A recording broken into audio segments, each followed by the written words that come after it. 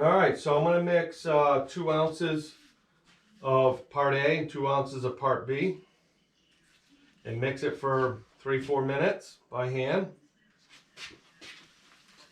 These handy cups have measuring marks, so it makes it a lot easier.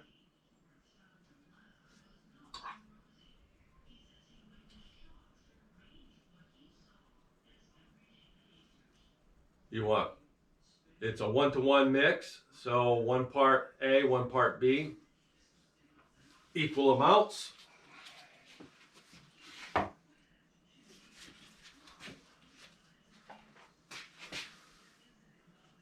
One's thicker than the other. Oops. I'm going to have to add just a little extra.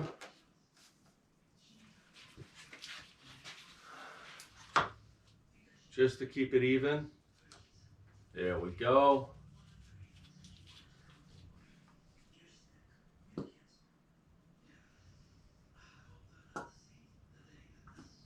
There. Keep the bottles upside down because they're low. So I like to keep, I don't have to wait for them. So now I will mix for 2 to 3 minutes. So I'm going to mix for 2 to 3 minutes. I got my timer out. And I'm just mixing with a popsicle stick since it's a small amount. Resin is awesome. It's gives a beautiful finish. So what I'm going to do is I'm going to do this, and then I can run some errands and come back. It'll be ready for me to flip over and do the same on the face.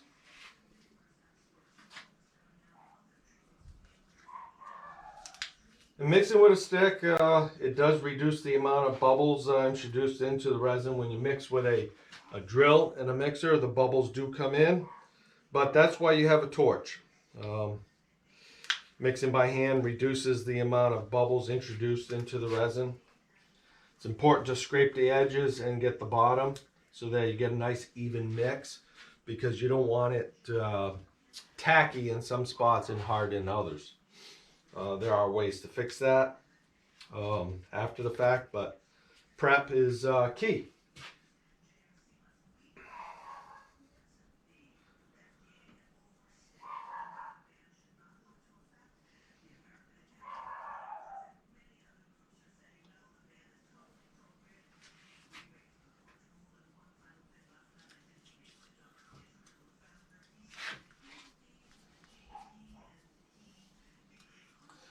This will start hardening after it's mixed, heating up in about 5 minutes, so I have to work quickly.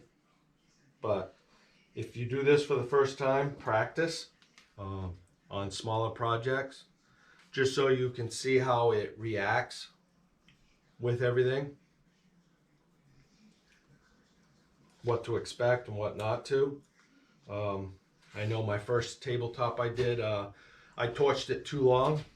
I didn't sand enough. I sanded this a 120 grit, and that's all you need.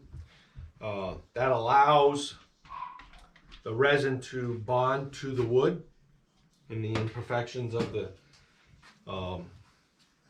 wood from the sanding. If you sand too fine of a sandpaper, the resin won't stick properly. It needs the roughness of a 120 grit in order to bind to those little ridges and hold in place. If you go to a 320 grit,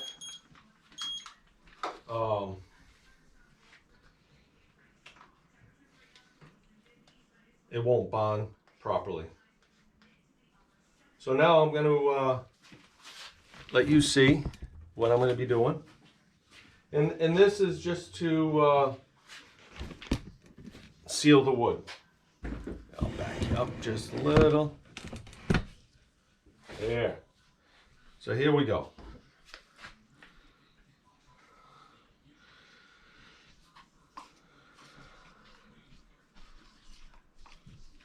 And I'm just going to empty the contents.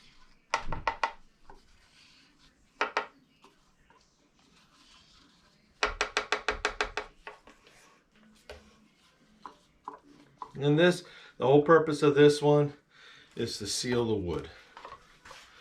And I'll just spread it probably the proper way instead of using this.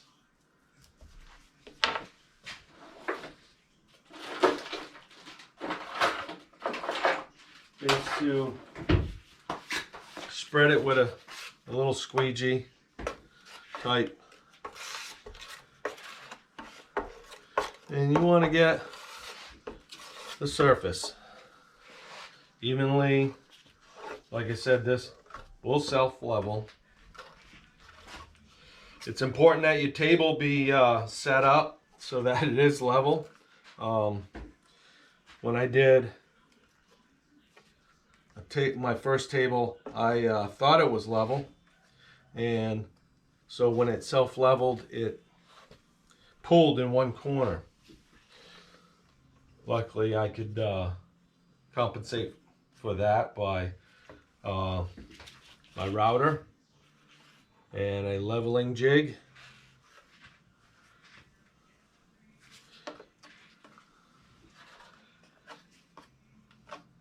What's happening here is this resin is self-leveling, and it's also interacting with the wood.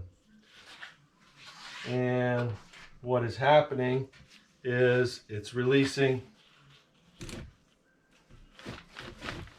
air bubbles as it interacts. The wood is releasing air because it is a chemical process. So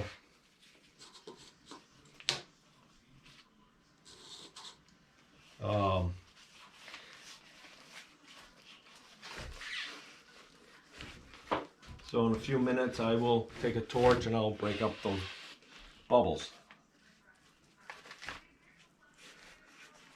So I'm just rubbing the outside edges.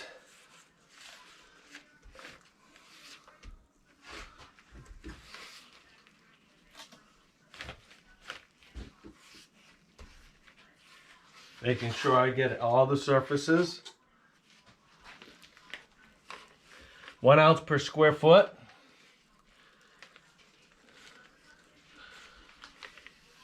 And it is just to seal the wood.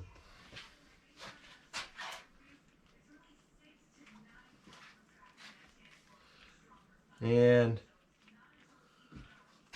I don't know if you can see it, but there is a lot of bubbles showing up.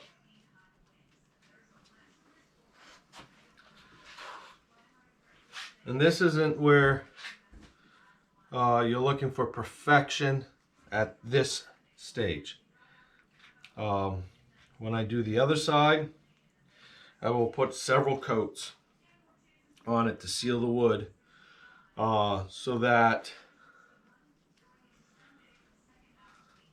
the resin has a chance to settle in all the little divots.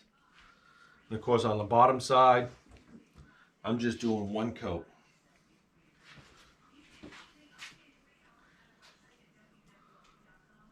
So as you can see right there, I have it coated.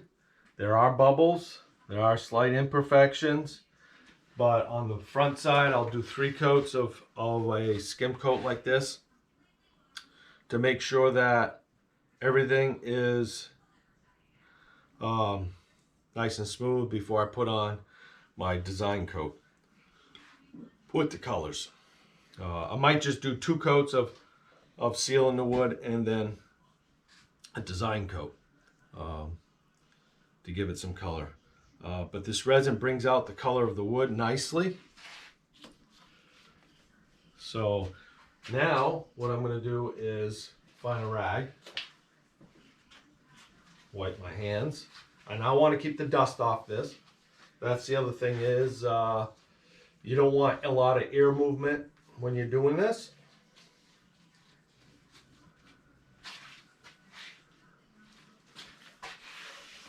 course, any drippings over the edge to the top side, I can sand and smooth out when it's dry. And the same will happen when I flip it over. You'll get drippings on the outer edge, but you can sand that down easy enough. And besides, it's the bottom, so you won't see it, but you can clean it up, smooth it, and you're not looking for a mirror finish on the bottom side. The whole purpose of the bottom side is to seal the wood. So now, I'll take my gloves off. And I'll break out my torch. Like I said, you don't want any dust. All you want to do is just quickly skim over it to break up the bubbles.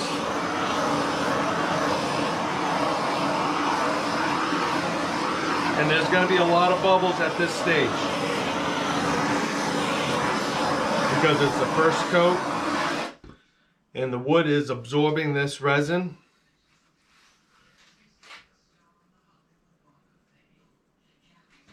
And the wood is dry, so it's absorbing it and it's releasing bubbles.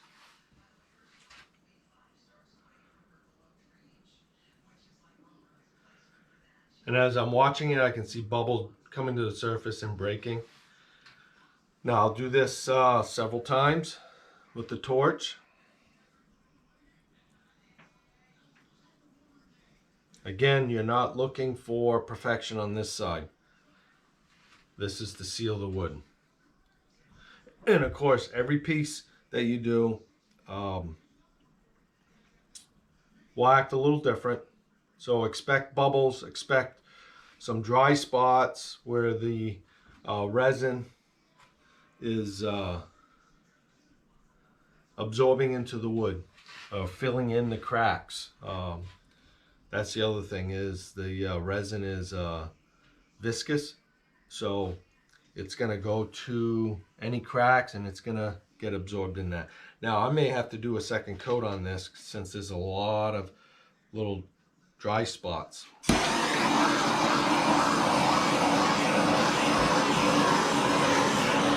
Now you don't want to linger too long with your torch because you will burn the resin.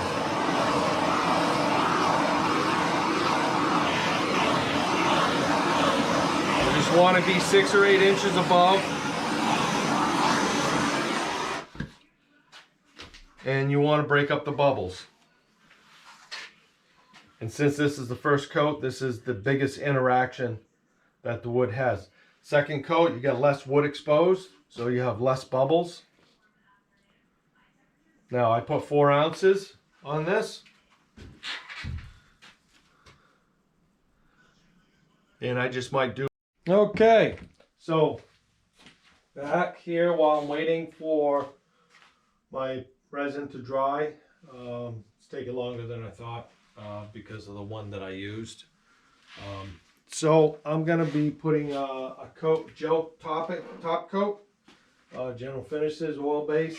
It's a gel wipe-on poly. So I'm going to start with that. I cleaned up the wood, so now I'm ready for this. I take 3 coats, and you just wipe it on with a cotton rag.